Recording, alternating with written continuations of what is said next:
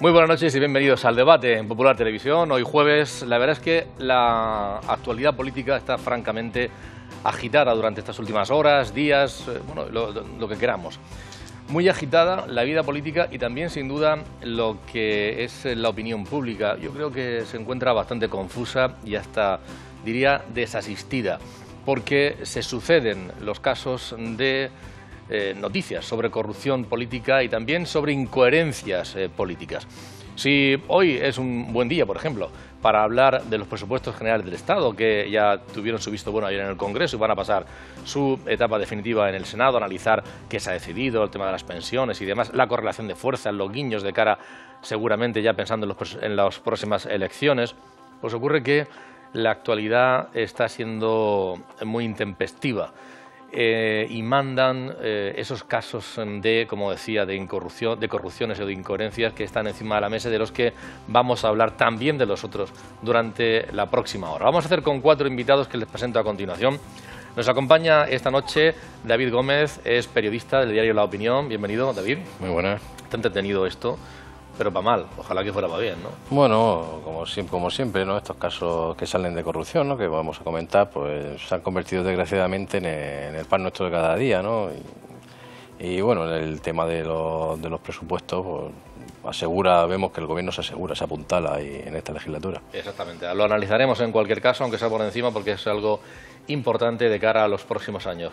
Joaquín Azparren, periodista, bienvenido, compañero, buenas noches. Hola, ¿qué tal? Buenas noches. Gracias. Son muchos frentes los abiertos, hasta nos dejamos casi de lado el asunto catalán y sigue estando absolutamente vigente. Sí, pero los temas de corrupción vienen a ser, yo creo que la imagen que nos debería quedar es la de la casa a la que le hace falta mucha limpieza, pero en la que no se van a quedar probablemente ninguna alfombra sin levantar. Pero va a costar, va a costar. Es un poco la imagen de la justicia, que antes hablábamos además fuera de cámara, ¿no? Es decir, bueno, al final la justicia es lenta, tiene muchos problemas, muchas reivindicaciones que satisfacer, pero bueno, pues cumple.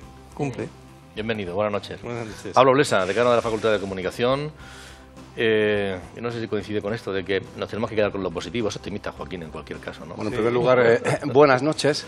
Lo cierto es que en España se da un nivel de desvergüenza política que ha llevado a que hoy tengamos más de 1000 políticos imputados. Desde la época socialista yo recuerdo un rosario de casos de corrupción política, de financiación ilegal de los partidos y de enriquecimiento personal de los políticos, que parece que es inextirpable y que llega hasta hoy, cuando estamos levantando las alfombras de hace 10 años. Es decir, que puede que ahora mismo aún estén sucediendo cosas que sabremos dentro de otros 10 años, y en ese sentido sería muy bueno que la justicia, aparte de ser ciega y ecuánime, fuese también un poquito más rápida, y para eso hay que darle medios. Es un año vergonzoso para todos los españoles. Este año 2018 es un rosario de casos judiciales, el caso Noos, el caso Gürtel, las piezas separadas del caso Púnica, y es una tortura para el ciudadano que está sufriendo, que está pagando impuestos, que está trabajando duro, que ha hecho que la economía del país vaya mejor, pero que vemos cómo nuestros dirigentes se han ido enriqueciendo a nuestra costa. Víctor Meseguer, bienvenido, buenas noches. Bien hallado, buenas noches. Es el responsable de la Cátedra de Responsabilidad Social Corporativa de la UCAR. Eso de responsabilidad social en el ámbito de la política, hombre, hay casos muy dignos, pero está fatal, ¿eh? No, primero veamos una cuestión. Es decir, si no ampliamos el foco, podríamos llegar a la conclusión de que el único momento donde no hubo corrupción política en este país fue en la dictadura de Franco, ¿eh? Ahí no había corrupción política. Lo que está pasando es que hay un momento en que en este país, y hay que decirlo, un ministro llamado Rubalcaba creó una unidad especial en la policía, creó una fiscalía especial y puso a policías y jueces a buscar. Y lo que está pasando hoy es lo mejor que podría pasar, entre comillas, en el sentido de que una de las funciones de la pena es la prevención. La prevención significa que ahora muchos españoles, que lo pueden estar haciendo o no, se vean reflejados en estos señores que van a acabar en la cárcel. Y que sepan, cuando inicien su negocio, que una de las opciones, una de las cosas que le puede ocurrir es que se vean esposados. Es decir, yo no sé si a toda esta gente, no sé si se han llevado 10, 15, 20 millones de euros, pero si yo como periodista, que es lo que me habría gustado ser de mayor, tuviera la oportunidad de hacerles una pregunta, les haría a todos la misma. ¿Ha merecido la pena? Y responsabilidad social, por cierto, Antonio, en política, precisamente es eso, es decir, es empezar a decir que hay ciertas cosas que no van a ser impunes en este país. La sentencia ayuda. La justicia está andando al ritmo que puede andar con los medios que tiene. Ahí tiene razón Pablo. Es decir, la media de jueces por habitante en este país no llega ni a la mitad de jueces por habitante en Francia. Si pusiéramos más policías y pusiéramos más jueces, seguro que nos enteraríamos de más cosas. Las dos... Y más periodistas también, ¿eh? No, solamente una puntualización que decía Víctor, como tengo un poquito más de edad, hombre, en el régimen franquista, yo sé que lo has dicho con ironía, lo has dicho con coña y con ironía, pero me ha venido rápidamente a la cabeza dos escándalos de los últimos años del régimen franquista en materia de corrupción, que fue el caso Matesa, sí, y el caso que ahora no recuerdo de memoria, pero era el vinculado a una promoción, a una promotora inmobiliaria que tenía como símbolo un caballito de mar. Ya te digo yo y que el con 90%... ministros del gobierno de Franco implicados, y no recuerdo el nombre de aquella promotora. Ya te digo yo que el 90% de las grandes corporaciones, en algunos sectores, no sé, por ejemplo, el eléctrico, y de grandes señores respetados en esta comunidad, si se hubiera mirado con el mismo tamiz que se mira ahora, ni serían tan grandes ni serían tan señores. La dictadura era permisiva con la corrupción. Lo que hoy están diciendo los tribunales es que no somos permisivos con la corrupción. Los dos últimos que al casos, que pillan... Los dos últimos casos, bueno, o los penúltimos, la verdad es que nunca se sabe. Es que, por ejemplo, en el caso Gürtel, Bárcenas, Correa y el PP han sido condenados en el juicio. 54 años para Francisco Correa, 30 para Luis Bárcenas y el PP también como persona jurídica.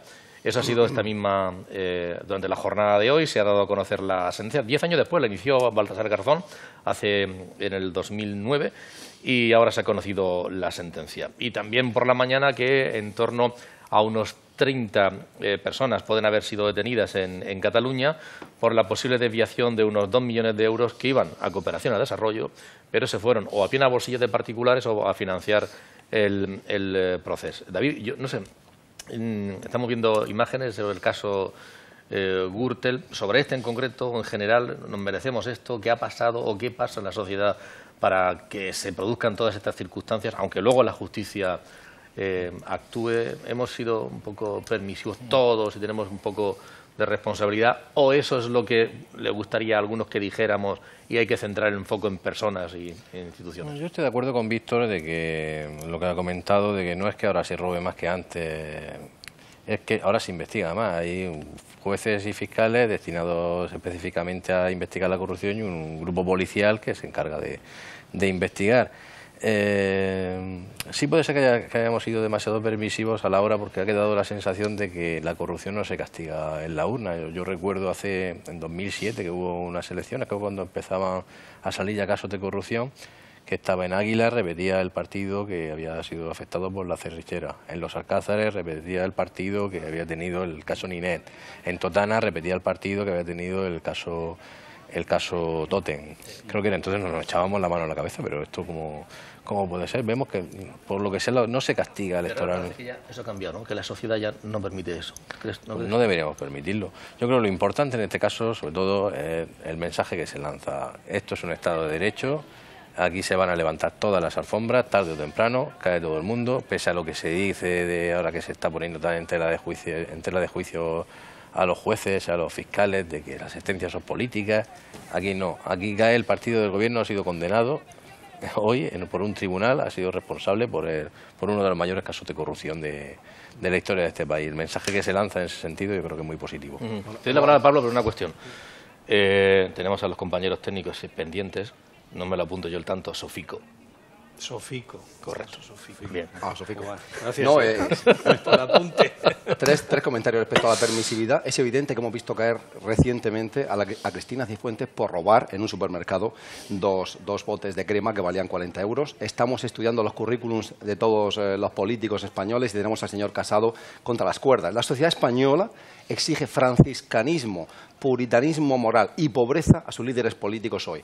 Un líder político como Pablo Iglesias, que se compra una casa, queda en entredicho. Una señora que tenga un chalet o una mansión cerca de precisamente la huerta murciana, de la que quizá hablaremos, también queda en entredicho, aunque hayan conseguido comprar esos bienes con dinero lícito y de manera legal. Entonces, en el caso Gürtel en particular, el problema está en la mala escasa financiación de los partidos. Es decir, los partidos no tienen cómo financiarse y hacen guerras. Esas guerras son dialécticas y son las campañas electorales. Y las campañas electorales son tremendamente caras. Entonces, ¿qué ha ocurrido en las democracias occidentales y no solo en la española? Los partidos han ideado maneras de financiarse mediante corruptelas, mediante acuerdos privados secretos debajo de la mesa con empresas. ¿Y qué es Gürtel? Gürtel es un corruptor, que es el señor Correa, que hacía regalos al partido, y otras grandes empresas que hacían concesiones a cambio, obviamente, de premios después, de concesiones, de adjudicaciones, etcétera. Pero claro, cuando te sales del circuito legal y de la luz, ¿qué ocurre? Yo me llamo Bárcenas, yo conocí a Bárcenas, porque yo trabajé 3 años en el PP, por cierto. Si yo estoy manejando dinero que va a las cuentas del partido y es dinero sucio, obviamente, ¿a qué tiendo? Si es un dinero invisible y negro, meto mi bolsillo. ¿No? Y al final Bárcenas tenía 72 millones de euros en su bolsillito en cuentas en Suiza. E igual le ha pasado a Zaplana, que es otro señor detenido. Y vemos cómo, de paso, en lo que ha sido el gabinete de Rajoy, el señor Matas, que se compra un palacio de 6 millones en el centro de Mallorca. El señor Rato, que termina también acusado de lavado de dinero y de tener empresas fantasma afuera. Y ahora el señor Zaplana, que tiene sus 10 millones en cuentas en Suiza. Yo tengo dudas sobre qué piensa la ciudadanía española. Otra cosa lo que vaya a hacer en cada momento según le vaya... Lo digo porque la ciudadanía española, esa que hablamos en general, es la misma que recogen las cifras de Hacienda, la que dice que de cada 10 autónomos y pequeños empresarios, 8 se declaran mileuristas. Es eso que dice Hacienda, que solo el 3% declara en ganar más de 60.000 euros en este país. No hablo ya de la gente que decía al notario, le preguntaba al notario por cuánto quieren escriturar los señores, o si le pagamos el IVA o no pagamos el IVA, o ese amigo que el fin de semana, después de tomarnos la paella, te pregunta si le dejamos la factura. Es decir, que ojo, es decir, que aquí no voy a comparar yo, pero yo he visto a personas jóvenes montados en ámbitos de la responsabilidad social corporativa, que dice, oye, yo, como no me creo todas las pensiones, a mí mejor en negro. Yo me barro mi metro de acera. Digo, y tu metro de hospital, ¿no? Y tu metro de escuela, y tu metro de seguridad, y tu metro de país.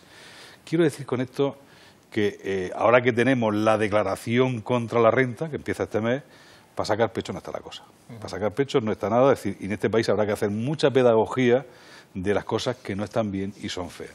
Yo hay otro papel, es decir, volviendo al argumento anterior donde afirmaba que en este momento la sociedad española, la justicia española, sí pone el foco y tiene libertad para poner el foco en este tipo de corruptelas. Mira, yo que me he relacionado durante mucho tiempo con medios de comunicación, lo peor que puedes hacer es intentar cogerle la mano a un periodista. Por cierto, algunos de los periodistas que han publicado cosas de este tipo, solo ellos saben las presiones que han vivido. Solo ellos conocen la llamada a los directores de los medios. Solo ellos saben las presiones permanentes para que no saliera cierta información. Te voy a ser claro, menos 2 o 3 empresas, que por cierto son el lobby que no le queda muy bien la local, que nunca han salido en los medios de comunicación, ni van a salir. Yo tengo la sensación de que en Murcia hay 2 o 3 corporaciones económicas que nunca van a salir en ningún medio de comunicación. Deben estar bendecidas por alguien o por lo que sea. Pero el resto, ojo con intentar manipular un poder libre, que es el poder de libertad de prensa, que es el poder que tiene un periodista de escribir aquello que ha visto y que puede contar. Insisto, eso en otra época no era posible, porque el periodista acababa en un sitio feo. Joaquín, y acabo el argumento. La sentencia de Gürtel también hay que sacar alguna lección. Primero, ya no podemos hablar de casos presuntos, ya no podemos hablar de que son cosas individuales y particulares. El Partido Popular, es decir, yo me he leído la parte dispositiva y he oído esta mañana ya los fundamentos jurídicos. Primero, la parte dispositiva se condena al Partido Popular, no al Partido Popular de Campo del Río, al de Génova. Se señala a Génova, se dice que es el Partido Popular Nacional. Y se dice que la pasta se fue allí, y se dice de una forma clarísima. Con lo cual, yo no sé, primero, cómo no han salido ya a pedir disculpas. Segundo, pese a que ayer compraran al PNV el peso, esto para mí es suficiente como para que hubiera dimitido el gobierno en su conjunto. Es decir, que sí que estamos en una situación de corrupción generalizada del partido que gobierna este país. Y luego hablamos de los ERE, y de los otros, y de los de Maya. Pero como hoy estamos en lo que estamos, que es en la Gürtel, me parece que ya eso de cortinas de humo, no, son casos individuales, otro caso individual, y van 1000. No, son temas que hay que mantener la presunción de inocencia. No, mire usted, la presunción de inocencia es que a su gerente le han caído 35, no, al mentor, al otro no sé cuánto, a la señora del gerente 15, y además que se ha condenado al Partido Popular y que la sentencia dice, el juez, que no se refiere al Partido Popular de ningún municipio de Madrid, al de Génova. Hablando de las presiones, Joaquín, hablaba Víctor de las presiones a los periodistas. Y yo imagino que también leeríais hace unos días las declaraciones de la jueza Laya, diciendo que creo recordar que era el Partido Popular y el Partido Socialista le habían presionado. Todo entre los juegos, no sé si también la dialéctica, las declaraciones de esta mujer, intereses, no intereses, luego se ha criticado todo. Pero ¿hasta qué punto esas presiones pueden existir? Y otra cuestión, ¿hasta qué punto puede estar todo esto descontado? ¿Está descontado todo esto de la Gürtel del Partido Popular porque ya ha pasado, está todo amortizado y estamos en una etapa nueva, el Partido Popular? En el Partido Socialista lo que pasa son más de 700 millones defraudados en Andalucía, en una comunidad, en ese caso, aunque muy grande y con mucho peso para su electorado. ¿Está también amortizado o no? Es decir, ¿qué peso político o qué gravamen crees tú que se va a producir ahora? Bueno, son muchas cuestiones, Antonio, pero yo, como una reflexión general, vamos a ver, estoy un poco en la línea de lo que apuntaba Víctor, ¿no? Estamos en una época que va a durar muchos años, además, en las que se tiene que trabajar en el desarraigo de la cultura de la corrupción en este país. Y estoy hablando en general, y estoy hablando de la sociedad en general, del señor de la factura del IVA, hasta el señor de házmelo todo en negro, del señor que tiene un cargo político y pone el cazo para llevarse determinado dinero que alguien le ofrece. Y ahí, en ese desarraigo de la cultura de la corrupción de este país, hay una parte sobre la que todavía yo entiendo que no se pone el foco, y debería ponerse. Se está poniendo el foco, y está muy bien puesto, en los políticos corruptos, en las instituciones corruptas, pero ¿y en las empresas? Porque al final, de los corrompidos parten los que corrompen. Y los que corrompen generalmente son los que ponen el dinero. Y los que ponen el dinero generalmente son determinadas empresas. Y dentro de determinadas empresas, determinados señores. ¿Cuántas condenas, cuántas sentencias castigan a corruptores? No a corrompidos, a corruptores. Magnífica observación. Es decir, ¿cuándo vamos a poner el foco? Es una empresa, es un empresario. ¿Cuándo vamos a ponerlo? Sí, pero a Correa. No, pero es la correa. Esa es la parte, esa es la correa. Es el esa es la correa. Pero en el otro extremo de la correa está el empresario. Está el empresario. ¿Hasta qué punto, opinión pública, creéis vosotros, Pablo, David, que están amortizados? Esta noticia acaba de salir, o que estén ahí pues dos expresidentes de Andalucía pues sentados en el banquillo del Partido Socialista en ese caso. ¿Está amortizada la opinión pública? Pienso también que la opinión pública, la gente valora esto de la corrupción un poco como el fútbol, ¿no? Por ejemplo, tú si eres del Real Madrid o del Barcelona y hay una caída dentro del área, vas a justificar como sea que es penalti, ¿no? Aunque sea un piscinazo de esto, no, es que le sopla y pierde el equilibrio. No. Aquí pasa igual, ¿no? El que se tira es el otro. Sí, no, es que aquí lo que ha hecho los socialistas es que los de Podemos, pues el de Podemos te dirá siempre del PP y tratan siempre de justificar al que pertenece a su partido. Por ejemplo, estos días yo tengo grupos de WhatsApp con mi amigo, ¿no? Pues unos son de Ciudadanos, otros de Podemos, otros del PP, del PSOE, y con el tema de la casa de Iglesias, ¿no? Pues ha sido muy comentado, ¿no? Que luego lo hablaremos, ¿no? Pues entonces ya estaban los típicos memes, ¿no? Es que la casa de Cospedal vale 2 millones de euros, ¿sabes? Digo, oye, no te estoy diciendo ahora de Cospedal, aquí no me ha hablado nadie, Cospedal no ha dado lecciones de que tienes que vivir en tu piso, no ha dicho que quiera vivir en su piso en Vallecas, aquí estamos hablando de Pablo Iglesias, ¿no? Se tiende a eso, ¿no? Al y tú más, y mientras esté esa forma de ver las cosas, esa forma tan pasional de vivir la política, aquí en España tenemos un problema. Yo, sin embargo, sí creo que va a pasar factura por dos razones. Coyunturales, porque 2018 es una lluvia de procesos sobre casos de corrupción que afectan a la corona, el caso Nos, el caso Gürtel que acaba de dirimir los jueces, anteriores, el caso Bárcenas, el caso Púnica, que sigue trayendo cola, tenemos a la Comunidad de Madrid en vilo, tenemos en Murcia al antiguo presidente de esta comunidad autónoma al que se han sumado más casos, ya lleva 3. Entonces, hay un hartazgo. Pero, a diferencia de otras coyunturas, de otros años, de otras legislaturas, el ciudadano estaba preso del bipartidismo. Tenía, para ejercer un voto al menos útil, al PP y al PSOE y poco más. Y ahora, obviamente, el ciudadano tiene otras opciones. Algunas opciones se presentan como investidas de una extrema moralidad y carácter moralizante de la vida pública. Algunas de ellas, como Podemos, le están saliendo grietas por todos sitios, pero quizá la de Ciudadanos aún se mantiene indemne en ese papel de justiciero, de inquisidor. No se le conocen casos, cuando ha habido algunos lo han expulsado rápidamente, y creo que eso va a hacer que esta vez sí pase factura, porque esta vez hay boletos a los que el ciudadano puede votar para castigar la corrupción. Pero fíjate, hay dos cosas. Yo creo, ¿qué va a pasar con este tema? Yo creo que la mayor obra para entender este mundo sigue siendo El Padrino. Es una obra fundamental. Y es lo que decía don Vito, si hay para todos, y mientras que ha habido para todos, nadie se ha quejado de la corrupción. Y cuando empezaron los casos, donde no solamente era corrupto el que hacía una recalificación urbanística, sino el trabajador que pasaba un piso antes de escriturar y que lo compraba con su ahorro o su puesto de conserje, como había para todos, estábamos todos más tranquilos que un 8. En el momento que no hay para todos, y la gente además ha perdido el empleo, ha perdido salario, ha visto que el país se le viene abajo, se le devalúa el país, hemos empezado a preocuparnos. Pero ojo, analicemos esto con maña, es decir, no está tan claro, lo decía David, no está tan claro que el ciudadano condene, y de hecho ha habido momentos históricos que no lo ha hecho. No lo ha hecho bajo ningún concepto. Luego, en el tema, Pablo, de Ciudadanos, yo lo del señor Zaplana, que lleva ya un montón de años fuera del Partido Popular y que era la crónica de una muerte anunciada, su relación con Ciudadanos era intensa. Es decir, Ciudadanos le pasa como a los bebés recién nacidos, que no tienen ningún problema de enfermedad de Alzheimer ni de senil, pues que no pueden tenerla.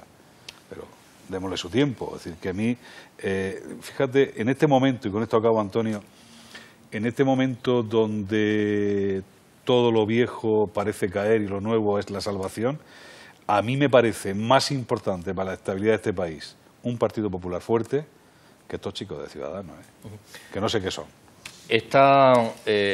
Ayer o antes de ayer ha estado aquí Inmaculada Aguilar. Ella es asesora a nivel nacional de partidos políticos y de políticos, de líderes políticos. Entre otros, pues ha estado con Eduardo Madina o con Ciudadanos. Es una técnico, es una asesora y consultora de comunicación política. Y le hemos aprovechado para preguntarle sobre algunas de estas cuestiones. La verdad que como estuvo ayer, lo de hoy ha sido imposible. Pero sobre algunas de estas cuestiones que, digamos, de fondo sí tienen que ver mucho con lo que estamos hablando. Vamos a escucharla sobre 3 cuestiones clave y después las analizaremos. En España estamos viviendo una hiperpolitización como con tintes de gran espectacularización también, una cierta banalización de la política, un cambio de actores y sobre todo un grandísimo problema de confianza y de gran desafección entre los representantes y el público. Es con este contexto, digamos que estamos hablando siempre de un tema de relato, ¿no? O sea, el relato de la izquierda, el relato del independentismo, el relato del nacionalismo español. Digamos que ahora el juego consiste en generar un relato que responda lo mejor posible a las preguntas que pueda hacer la ciudadanía, ¿no? El caso del independentismo es distinto a otras situaciones, yo creo. Pienso que la independencia de Cataluña tiene un relato muy potente, muy emocional, que han ido gestionando a lo largo de muchos años, y sin embargo el nacionalismo español, para entendernos, o la respuesta emocional españolista, de alguna forma, nunca ha tenido una consistencia emocional de ese mismo tipo, con lo cual responder con racionalidad a un movimiento muy emocional es totalmente absurdo, ¿no? Y en ese contexto hemos llegado a un punto en el que realmente lo que está en construcción, y yo creo que es lo que está haciendo Ciudadanos, y por eso le va bastante bien en las encuestas, es tener un relato más emocional, más colectivizador, si quieres, en relación a la respuesta al independentismo. Quim Torra, yo creo que es otra moda, ¿no? Si queremos, o una tendencia también que estamos asistiendo últimamente. Yo creo que es un candidato títere, es decir, es un candidato útil para un proyecto concreto, que en este caso es el desarrollo de una hoja de ruta que tiene el independentismo y que hoy por hoy parece ser que es ir saltándose la legalidad e ir buscando una legalidad paralela que les permita avanzar en su proyecto. Quim Torra es un presidente títere. Yo creo que esa es la idea de Puigdemont, es nombrar a alguien que pueda ser pilotado desde su propio proyecto. Y lo que pasa es que luego es muy difícil cuando le das las llaves del bólido a alguien y le dices, mira, apárcamelo. Lo que normalmente hacen es coger las llaves, coger el bólido y salir autopista arriba. Es decir, no sé hasta qué punto Quim Torra puede tener ideas propias o simplemente sigue con la hoja de ruta del proyecto. Yo creo que en España todavía estamos en esa transición entre una idea de partidos fuertes a un modelo más de líderes, ¿no? De líderes muy escrutados, muy analizados y sobre todo en la búsqueda esa del alineamiento, ¿no? O sea, es muy difícil encontrar un líder que esté totalmente alineado entre lo que hace y lo que dice. Yo creo que es un momento de inflexión bastante importante. Lo que no sabemos es cuando termine la consulta que van a hacer a sus bases sobre si deben continuar o no sus dirigentes implicados en la historia esta del chalet, no sabemos qué va a pasar, tanto si continúan son refrendados como si no. Si se van será una pena que dejen su escaño y si realmente será una crisis importante. Si continúan, creo que también es difícil sostener el relato de la credibilidad igualmente, aunque hayan tenido el apoyo o el sostén de las bases, porque seguirá existiendo ese desalineamiento, ¿no? Es algo importantísimo en un candidato político, en un representante político, es estar alineado entre lo que piensas, crees, dices y haces, ¿no? Pablo, ¿qué te parecen esas reflexiones? Estamos en un cambio... Ha reflexionado sobre muchos temas. Sí, tres básicamente, el tema de Cataluña, que sí. El tema también del liderazgo, que estamos pasando del liderazgo del partido al liderazgo individual del líder, pero estamos ahí en esa transición. Y luego la cuestión de la coherencia entre lo que dices y lo que haces, y que si no eres penalizado por la opinión pública. Pues yo creo que voy a empezar por el tema catalán, ¿no? Porque si no sería una clase. Pero básicamente el procés catalán, la ideología detrás de esta tendencia política emocional que ya he descrito también, es de carácter supremacista, de superioridad genética, racial, es de un egoísmo económico extremo. Hay una cuestión ahí de no transferir, de no tener solidaridad con el resto de pueblos de España, de las comunidades autónomas.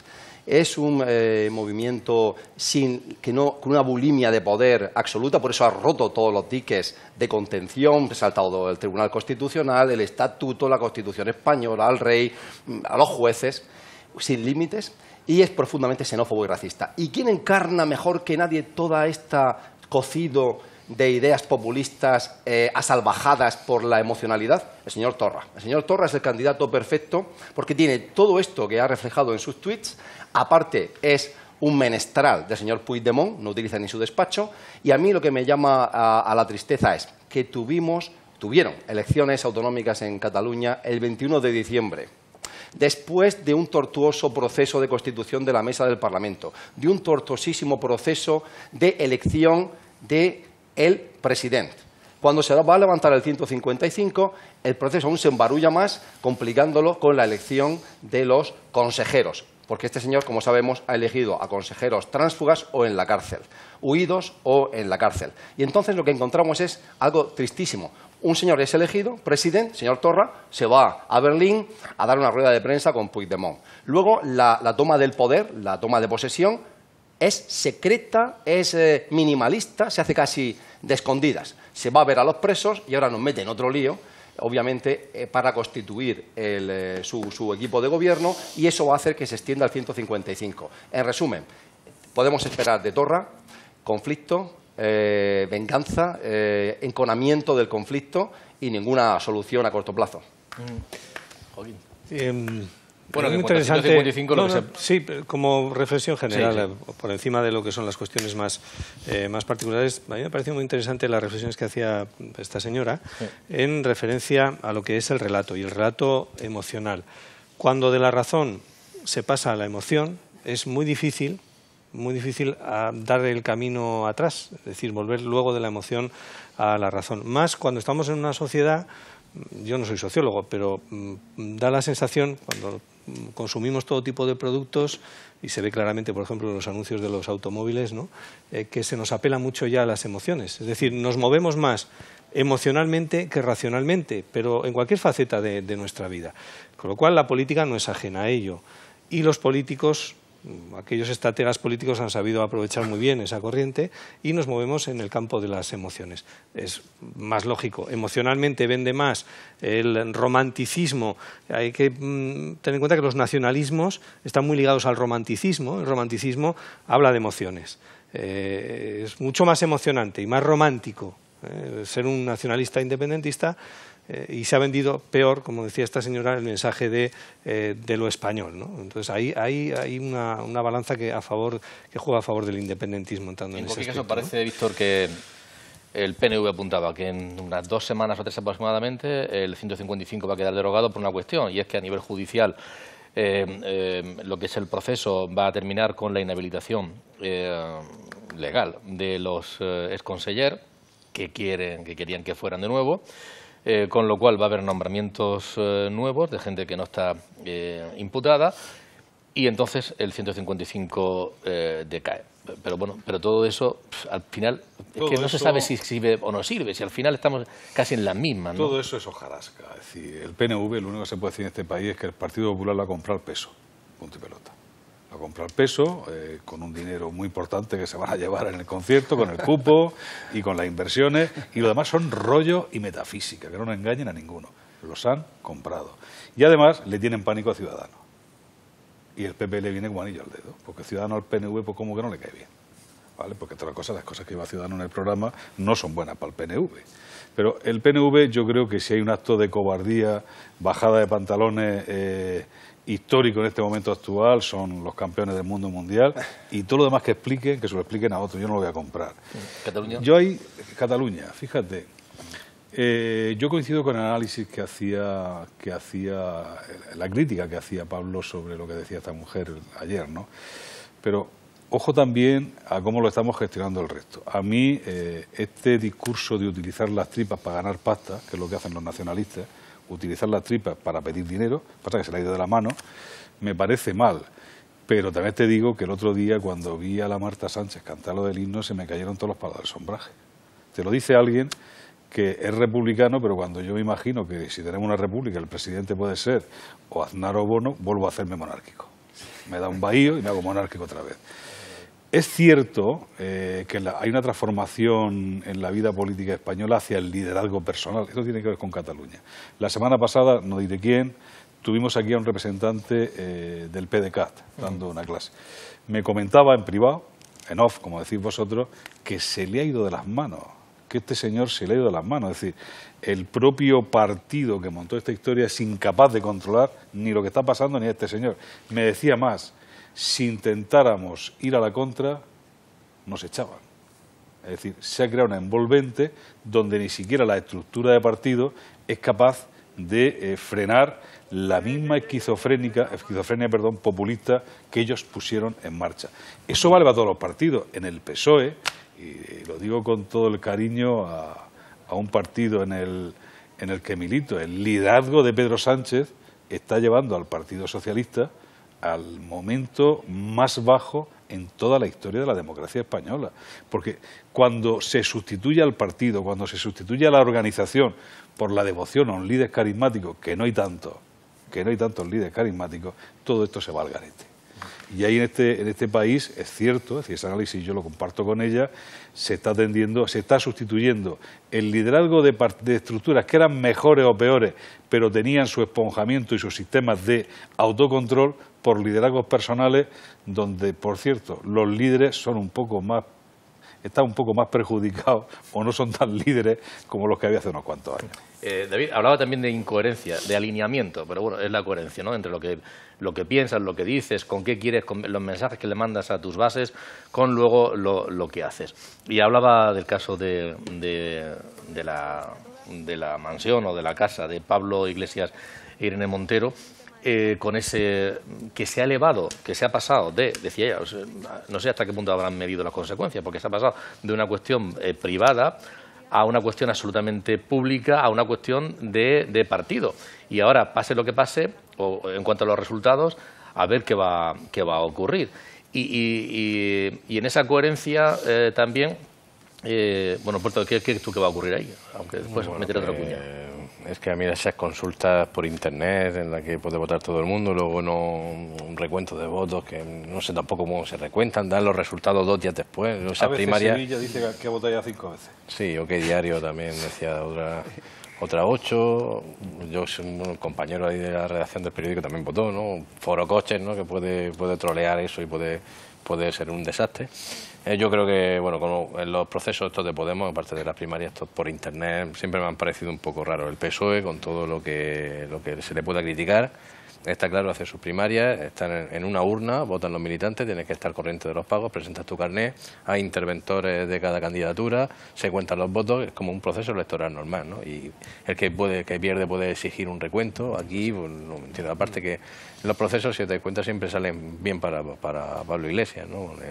Las elecciones con Errejón, ¿no? Cuando tuvo aquella disputa, ¿no? Ganó Pablo Iglesias, cuando Ramón Espinar, ¿no?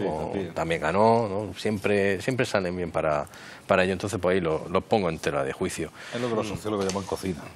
La cocina, sí. Y sobre la coherencia, decía, y uniéndolo aquí a nivel de la región de Murcia, porque tenemos un pequeño testimonio de Óscar Urralburu y de Ángeles Moreno Micol, porque sobre unas informaciones que han estado apareciendo pues hace algunas semanas sobre la elaboración de informes para un embarcadero inicialmente elaborados, que lo publicó tu periódico. Por cierto, una redactora que antes había publicado otra cuestión distinta sobre otro partido, ahora pues lo apuntarás tú. Y sobre hasta qué punto era coherente o no, o legal, o bueno, podía rayar ciertas corruptelas, tráfico de influencias y demás, o no, se quedaba en el ámbito de la incoherencia. Y luego, pues, del patrimonio que tiene esta mujer, la concejala de ahora Murcia, de la marca Podemos Municipal, Ángel Moreno Micol, el patrimonio que se ha dado a conocer bastante amplio.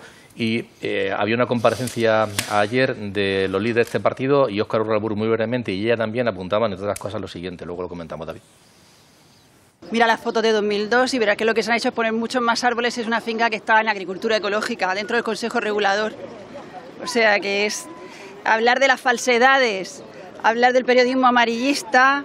Pues mira que es un fenómeno que está ahí, construir noticias a base de mentiras y sin contrastar, pues eso es algo que, mira, lo padece desde la reina Leticia hasta la más humilde concejal. Ángeles es un ejemplo, Pablo Iglesias, Irene son otros ejemplos de transparencia, de claridad, de pulcritud en la disposición de la información al conjunto de la ciudadanía. Tenemos muy claro desde la dirección de Podemos a nivel regional que no van a parar con nosotros, ni en el caso de la concejala Ángeles Moreno Micol, ni en el caso de Pablo Iglesias y de Irene Montero, porque estamos convencidos de que lo estamos haciendo muy bien. David. Que sigan haciéndolo así de bien, ¿no?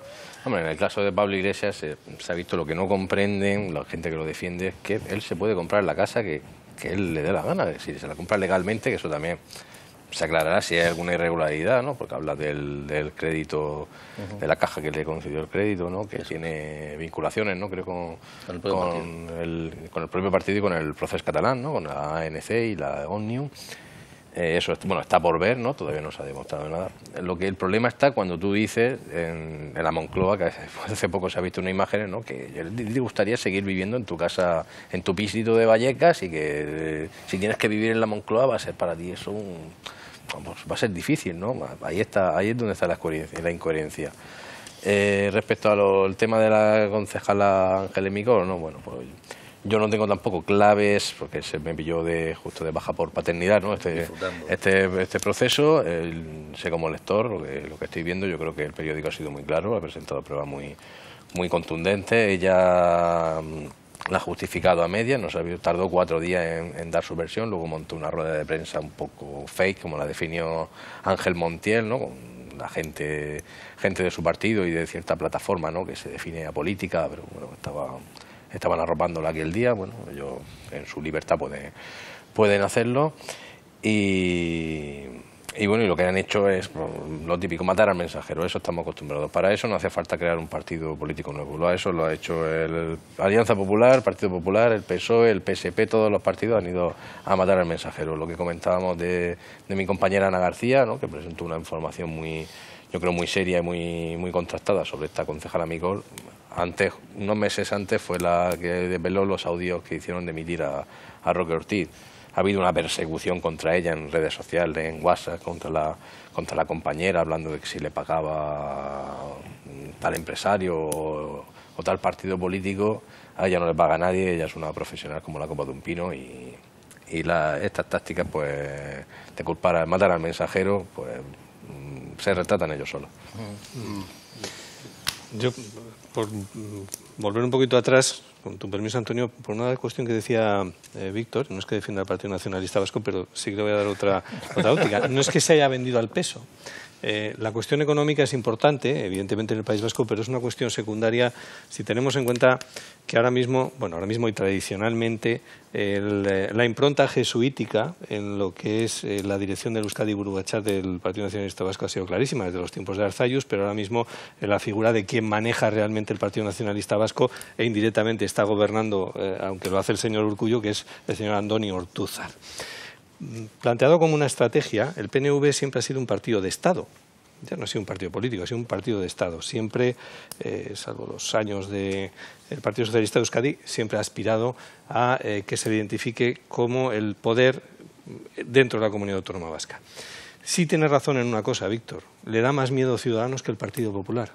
¿Y por qué? Ciudadanos tiene una impronta mínima en la Comunidad Autónoma Vasca, la va a seguir teniendo si sigue con el discurso de querer retirar competencias, es decir, no es un problema de política interna de la Comunidad Autónoma Vasca Ciudadanos, es un problema que puede derivar en la política interna de la Comunidad Autónoma Vasca si Ciudadanos se hace con el poder en Madrid y mantiene ese discurso tan frentista frente a los nacionalismos. ¿Por qué? Porque lo que teme el PNV, políticamente hablando, es que eso, es decir, tener un gobierno de Ciudadanos en Madrid, provocaría una reacción radical de la sociedad vasca, al estilo de lo que ha pasado en Cataluña, y el PNV podría perder mucha parte de su influencia en favor de partidos más radicales en el independentismo, como pueden ser Bildu o determinadas facciones incluso de la propia presencia de Podemos, ¿no? Yo creo que el razonamiento viene más por ahí que por lo de compramos al peso o al euro los votos, ¿no? A ver, un segundo. Tenemos dos frentes abiertos. Sí. Vamos a cerrar el que apuntaba... Vale, y vuelvo a ese porque quiero hablar de los presupuestos. El de la incoherencia. Sobre el que apuntaba Pablo. Bueno, en primer lugar, cuando yo he escuchado al señor Micol y cuando hemos analizado la noticia de esa compra, de ese chalet o mansión del Pablo Iglesias y su esposa, todo tipo de consideraciones vienen a colación. Y una de las que a mí me aparecía era San Mateo 23, que dice: "Ay de vosotros, hipócritas y fariseos, que cargáis a los demás con pesadas cargas y vosotros no movéis un dedo y vivís hipócritamente para afuera". Y centrando esta frase en las declaraciones y en la vida de esta señora Micol, yo lo que veo es desfachatez e incoherencia. O sea, una señora que opina que la huerta murciana carece de agua, pero se hace un piscinón impresionante en medio de la huerta. Una señora que dice defender a los proletarios y a las clases bajas que sufren, que no llegan a fin de mes, los que son menos que mileuristas, pero que declara 10 propiedades y 3 cuentas bancarias y un Mercedes y un pequeño yate. Como decía Groucho Marx, la vida son pequeñas cosas, ¿no? Una pequeña mansión, un pequeño yate, ella lo ha conseguido.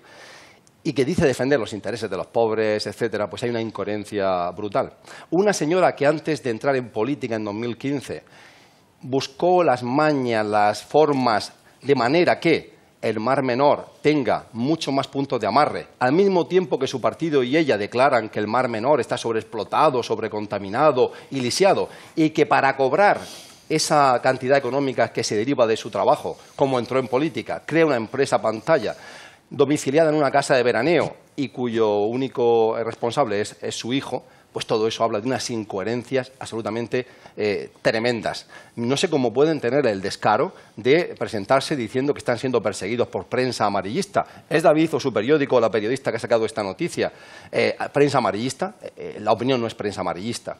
Y si vamos a Pablo Iglesias, yo no tengo nada en contra de que un señor pueda conseguir 600.000 euros legalmente y comprarse una gran mansión.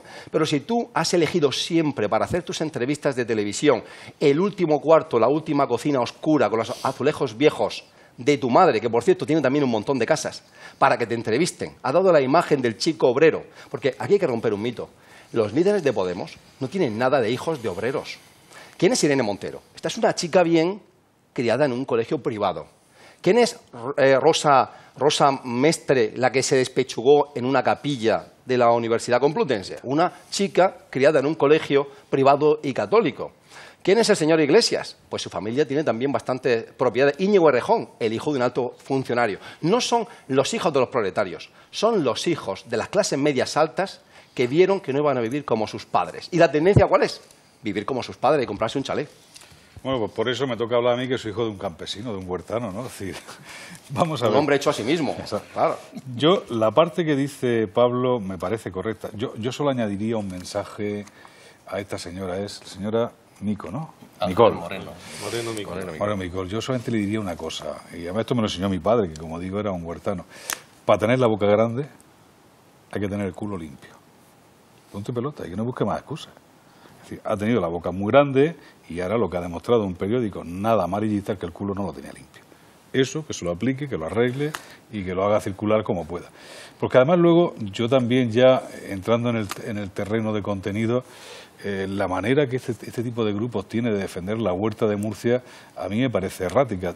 Tanto se está defendiendo la huerta de Murcia que basta darse un paseo con una bicicleta para ver que los bancales están abandonados, llenos de cerriche, de zarzas, de malas hierbas. Es decir, la huerta está abandonada.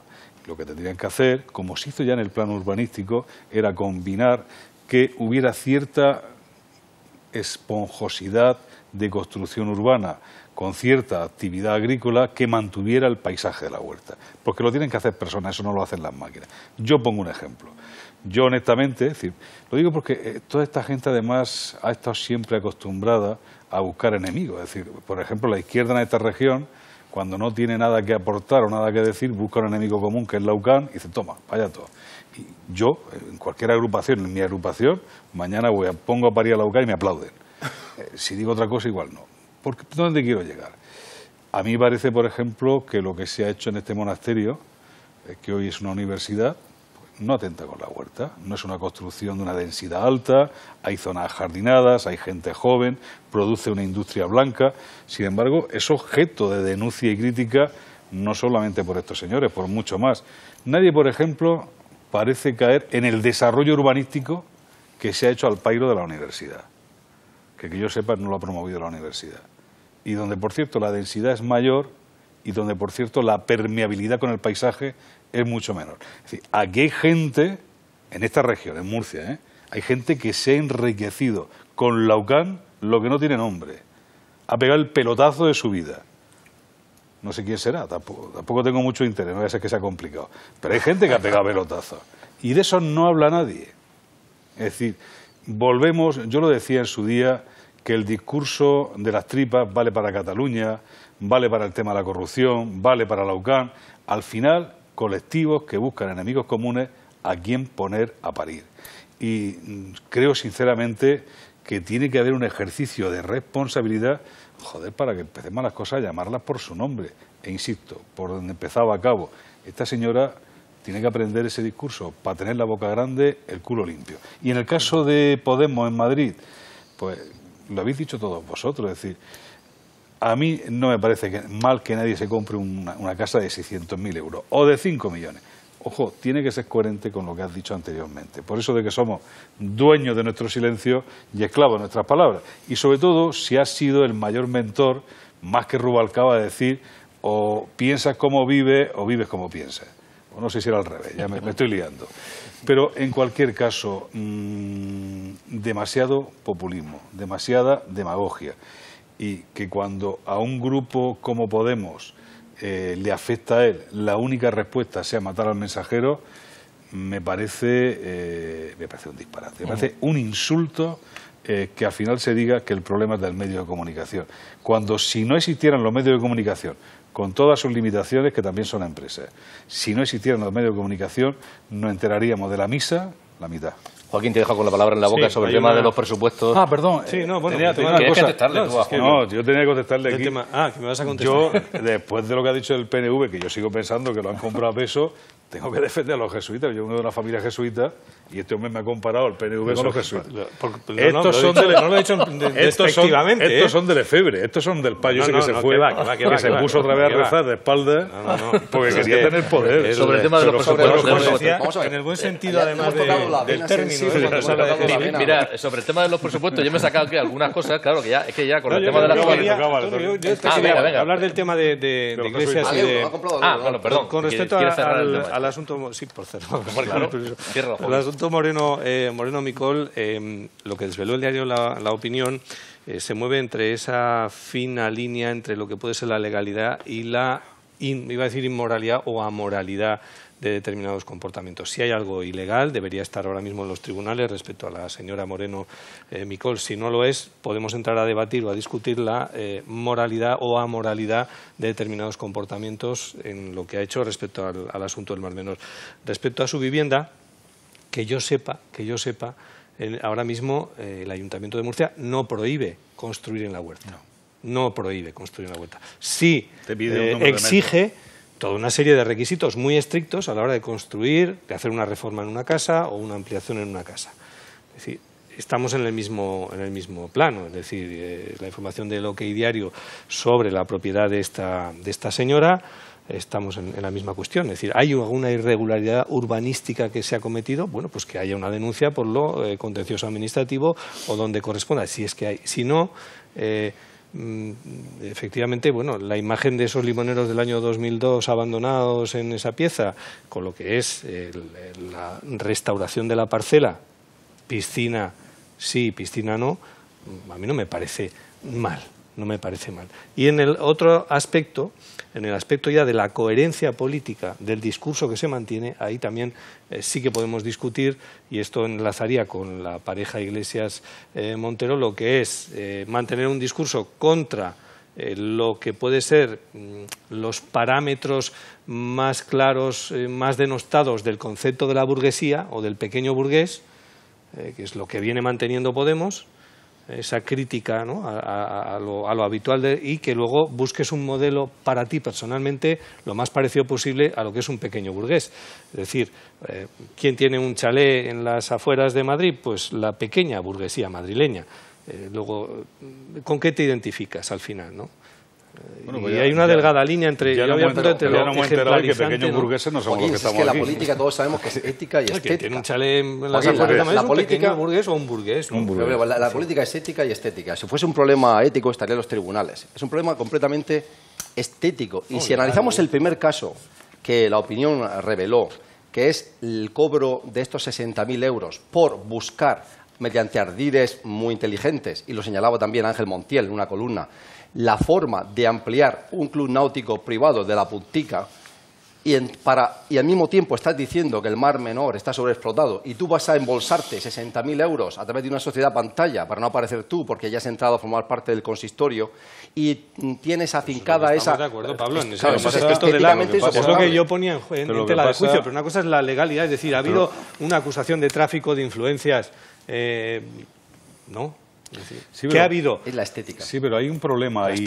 No es estético, yo le llamo amoralidad. No solamente la estética, hay un tema también de justicia. Vamos a ver, a mí que tenga esta casa no me genera ningún problema. Lo que sí me genera un problema es que llevan 5 años llamándonos casta. Yo me siento parte de los que han llamado casta. Oiga usted, es decir, ya vamos a enterarnos ya si casta somos todos y ya cerramos ese círculo. Pero es que los que queríamos llevar una vida normal, prosperar, tener casa con piscina, poder llevar a tu hijo al cine, es decir, oye, y ha sido un insulto permanente.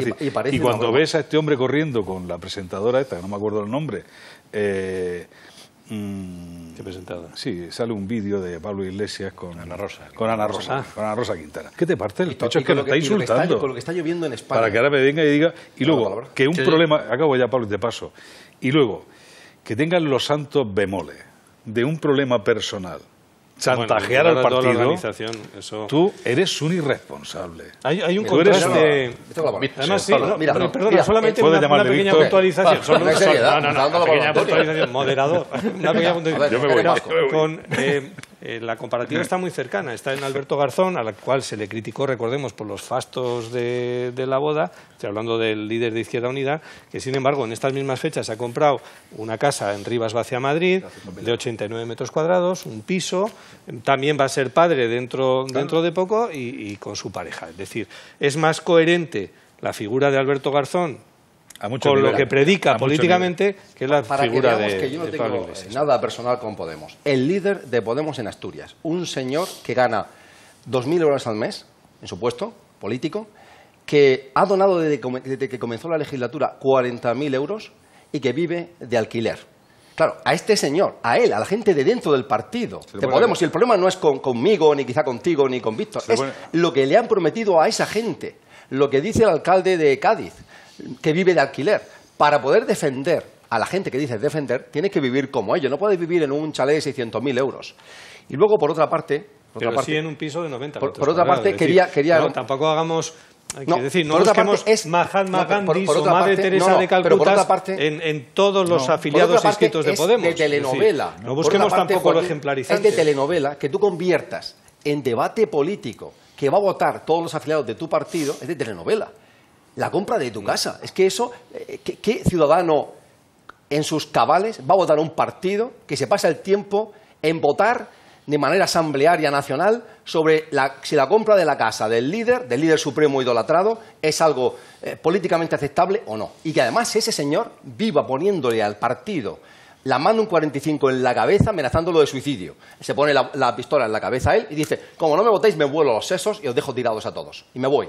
Yo y mi chica. Por otra parte, hay un problema también de incompatibilidad, para mí, claro, que el líder del partido y la líder portavoz en el Congreso, sean marido y mujer, sinceramente, también me parece de incompatibilidad como para estudiarlo.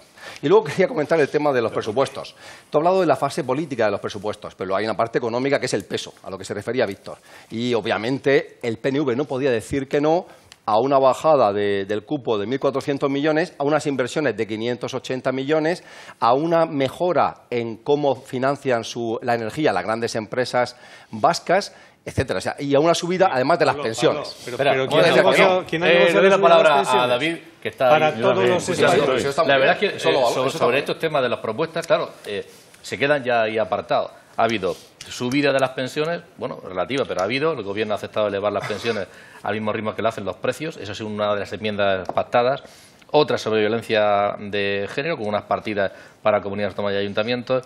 Otra sobre la baja por paternidad. Esto ha sido con Podemos, precisamente, para los ciudadanos, con los padres, para la ampliación.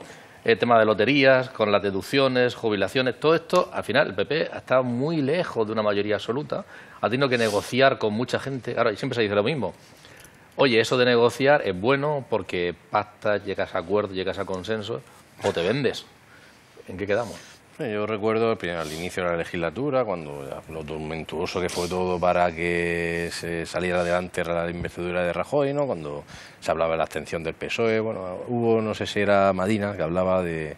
Dice, nos vamos a abstener, pero vamos a crujir vivo a Rajoy, ¿no? Como que se hablaba de una legislatura corta y, oye, ya lleva dos presupuestos. El año que viene hay elecciones municipales, no veo yo tampoco unas generales, por lo menos en la primera parte del año, y ya nos vamos casi a 2020, que Rajoy con 134 diputados está cerca de agotar la segunda legislatura. Y bueno, hablando de Pablo Iglesias, que también recordamos cómo empezó él en aquellos años, que parece que era el Churchill español, ¿no? Que iba a cambiar toda la política española, ¿no?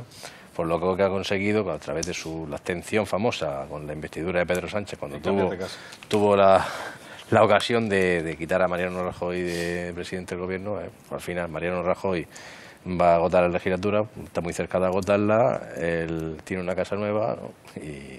Y Ciudadanos está subiendo como la espuma, es decir, que es el partido después de todo esto que está creciendo y además parece imparable, ¿no? Pero tiene que celebrar victorias. No sé si la estrategia de los demás o la estrategia suya, ¿de quién es el mérito? Hay que celebrar victorias electorales y no encuestas. Recuerdo a esta chica, la que ha salido la asesora, que hablaba de las encuestas. Sí. Cada vez que sale un Metroscopia en el país y ves las redes sociales, ve a Ciudadanos con botellas de champán, dice, oye, no.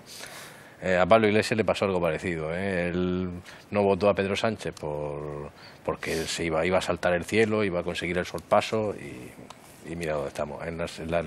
Mariano Rajoy está muy cerca de la otra legislatura. De todas maneras, es un poco espectacular, ¿no?, que gente que hasta hace 4 días decía, no, este señor tiene que salir en los medios de comunicación porque como es cargo público, su vida interesa al conjunto de los ciudadanos. Eso se decía hace 4 días.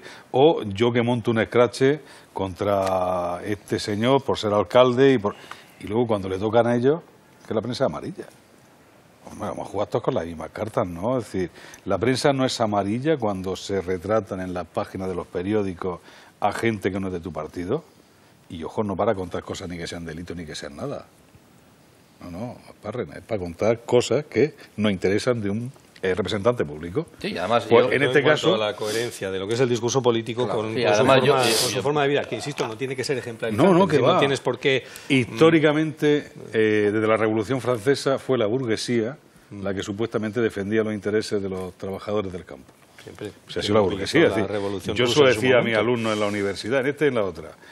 Oye, que ahora resulte que los profesores universitarios son la anticasta, válgame Dios y la Virgen. Además, sobre la estrategia de moverse, que esta concejal ahora en Murcia, no hace mucho, y yo porque lo he vivido yo personalmente, pues, denunciara y moviera cuestiones en el ámbito legal y en el ámbito mediático sobre esa expansión que tú decías antes de la Universidad Católica, que lo apoyara Ubermur y resulta que lo lleva el hijo. Y que luego hay una asociación, el de la vivienda, el de la... ¿cómo se llama?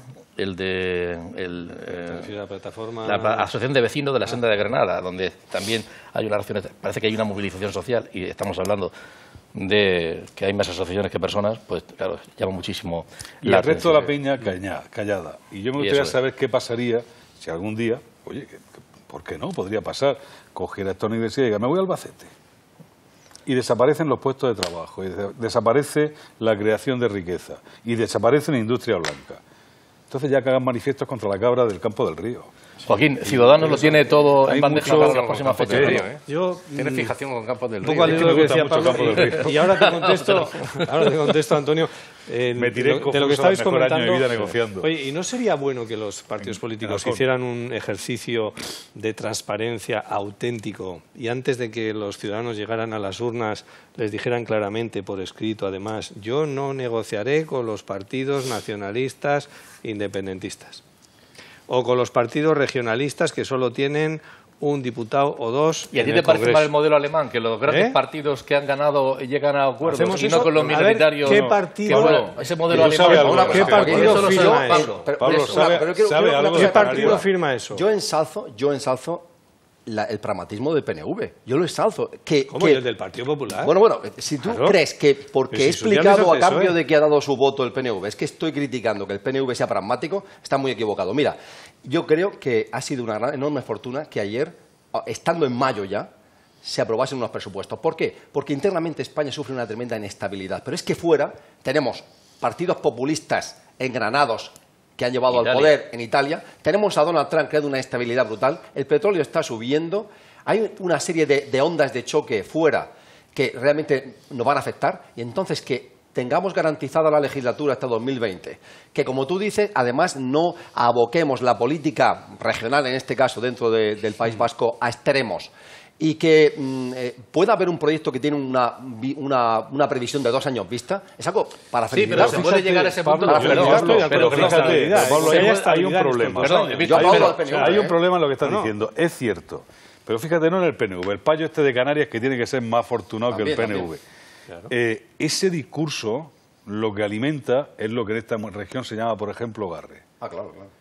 Y yo no estoy de acuerdo con eso. Yo personalmente, como hacía la pregunta Antonio, habría preferido que el Partido Socialista hubiera prestado votos al Partido Popular. Cambia la ley electoral. ¿Tú crees? Y no hubiéramos pagado la factura que estamos pagando. No prestar votos, sino un acuerdo entre los grandes partidos que beneficie los acuerdos de los grandes partidos. Es decir, oye, primero que ha ganado las elecciones, el máximo mejor resultado lo ha tenido el Partido Popular en esta última elección. El segundo, el Partido Socialista. Porque es inconcebible que puedan llegar a acuerdos. Pues yo pienso Y sin embargo, tanto uno como otro históricamente han recurrido a los pequeños y han engordado a los nacionalismos y luego han venido los problemas que han venido. ¿Por qué? ¿Eso alguna vez se superará o no? Yo por la guerra esta con lo que he comentado antes, de eres del Madrid o del Barça, ¿no? Sí. Parece como que Madrid y Barça no se pueden nunca Y lo menos que sea ser del Betis, jugadores, o ¿no? Vamos. Ahí David está muy acertado. Es decir, si tú vas al tejido real de los dos grandes partidos, No se le permitirán las bases. el discurso interno que triunfa, es decir, yo he echado, yo qué sé, 200 mítines en el Partido Socialista, o 300, 4.000, no sé los que he echado. Para provocar un aplauso no tiene más que mencionar al Partido Popular. Todavía me acuerdo de alguna de las frases. Pero es que en el Partido Popular, para provocar un aplauso, no tienes que más que hablar que del PSOE. Y eso lo que hace es una vida política envilecida. Ya tienen edad los dos de ser adultos. Y ya tienen edad de decir dónde están las diferencias y dónde pueden llegar a acuerdos. Si diferencias las hay. Lo que pasa es que ellos no las saben. Sí, pero una cosa importante. Cuando había dos jugadores en el campo, efectivamente eran agua y aceite forzosamente en su demagogia y en su dialéctica. Pero hoy en día hemos visto cómo el Partido Socialista y el Partido Popular, en el caso catalán, hemos visto cómo Rajoy adulaba al Partido Socialista frente a Ciudadanos, porque ahora mismo lo que tenemos es una guerra dentro de la derecha y había otra dentro de la izquierda. Hemos visto al Partido Socialista y al Partido Popular llegar a acuerdos en el tema catalán con mucha solvencia y también en el pacto antiterrorista, en la lucha antiterrorista también. O sea que no es que ahora es imposible visualizar acuerdos, no lo ha habido en el presupuesto, porque obviamente la línea, digamos, ideológica de Pedro Sánchez no es apoyar en el ámbito económico al Partido Popular, pero han llegado a acuerdos en otros temas. Y hoy en día es más factible y es más fácil que dialoguen, porque tienen sus enemigos en sus campos políticos. Para terminar ya, le voy a preguntar a los dos compañeros que trabajan en medios de comunicación, a David y a Joaquín, Pablo, si con permiso no es equitativo, de los demás. Creíamos que jugábamos con en permiso casa de los y demás. está. Sobre aquí, ¿qué Está comprado. creéis que va a ocurrir en las próximas fechas en el ámbito del liderazgo político? PP, PSOE, Ciudadanos y Podemos, o incluso Agarre. ¿Qué va a pasar en las próximas fechas? ¿Qué movimientos creéis, vislumbráis que van a ocurrir en los próximos meses? ¿Quién va a llegar en mejor disposición? ¿Qué va a ocurrir, Pues David? eso lo veremos dentro de aproximadamente Porque es que estamos un mes. ya, la campaña electoral yo creo que ha empezado ya, ¿no?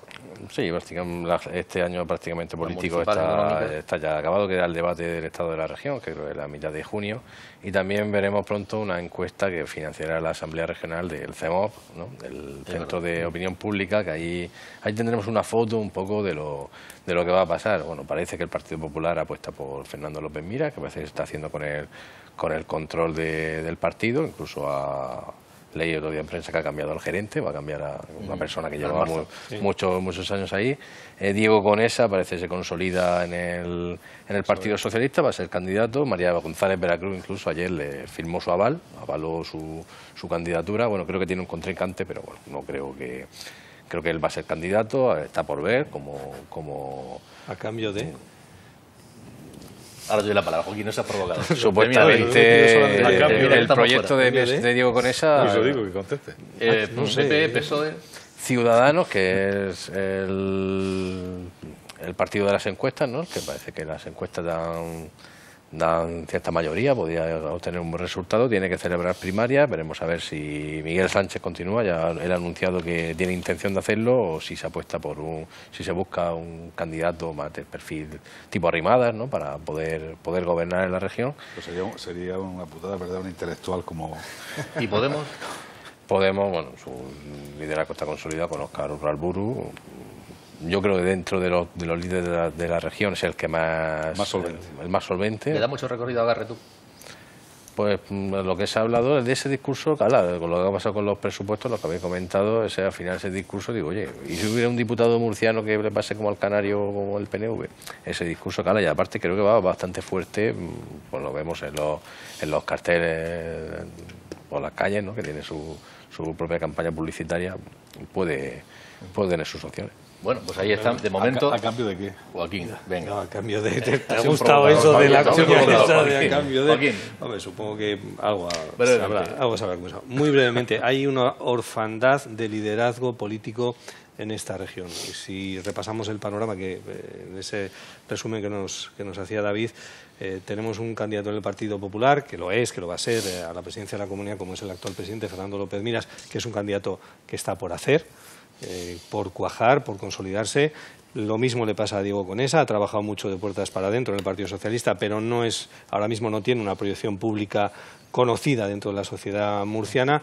Va a haber cambios importantes, muy importantes, se espera, en la lista de Ciudadanos, es decir, vamos a ver caras nuevas al frente de los puestos de salida en Ciudadanos, es mi pronóstico, y sí que va a haber cierta estabilidad en lo que es Podemos. Quizás el líder más consolidado de puertas para adentro ahora mismo sea Urralburu, y más aseado, incluso de puertas para afuera puede ser el más, no iba a decir el más conocido, pero bueno, el que sí que pueda sonar. Pero ninguno de ellos ahora mismo encarna, es mi opinión, la figura de lo que podríamos identificar como el líder político que tiene un relato, y volvemos al testimonio de la señora, como sí que hay en la esfera nacional, ¿no? Ahora mismo. Yo veo ahí que se va a votar en consecuencia más en clave de sigla política con referencia nacional en las elecciones autonómicas. Y circunscripción única. Y circunscripción única que va a condicionar mucho... Sí, salvamos a los alcaldes, cuidado. Vamos a opinar, Víctor. Que ahí ya tienen más... Bueno, yo le decía que terminaban ellos, pero estaban tirándome de la chaqueta a alguien, no sé quién era. Pues sería Víctor y yo, los dos. Por la cabecera. Víctor no quiere intervenir. No, Víctor sí quiere intervenir también, ¿no? segundos. No, pues Pero yo creo que... te cedo mi turno. Gracias. López Miras, obviamente, ha triturado, ha ganado dentro del partido, ganó en las primarias por el 98%, casi a la búlgara, ¿no? Pero obviamente vive en una atmósfera tóxica para su partido. Casos como la Gürtel, la acusación y la condena al Partido Popular es mala. En Ciudadanos, potente marca, sin líderes. Es un partido que en Murcia no tiene liderazgo fuerte y no tiene líderes. El señor Urralburu, un líder sólido en un partido lleno de líos, permanentemente en líos, con dificultades para crecer, por lo tanto. El señor Diego Conesa, de mi pueblo, de Alhama, un líder en crecimiento que no sabe todavía hacia dónde bascular a su partido. No sabe si lo va a llevar hacia la radicalidad un poquito de Podemos, si se me permite, para una alianza con Podemos en unas elecciones, o si va a tender hacia un partido socialista moderado. Garre, un líder fuerte con un partido pequeño que acaba de nacer y que es conocido él más que el partido y que su equipo. Movimiento Ciudadano, no lo hemos mencionado. El Movimiento Ciudadano con su marco de acción en el campo de Cartagena y en Cartagena, que seguramente también, como le pase a Garre, arrastrará algún escaño y, por lo tanto, vamos abocados a pactos. Y ahí, quien sea más hábil para con quién te peleas durante la campaña y con quién te vas a liar, pues podrá ser presidente. Pues amén, yo no digo amén. nada más. Pues nada, terminamos. Gracias a Joaquín Asparren, a Víctor Meseguer, a David Gómez y a Pablo Blesa por haber estado aquí esta noche analizando la actualidad, que está siendo muy movida, y seguro que mañana por la mañana habrá pues más novedades. Ojalá que sean positivas y no del ámbito de las que se han venido produciendo en las últimas horas. Gracias y buenas noches. Vaya un disparate.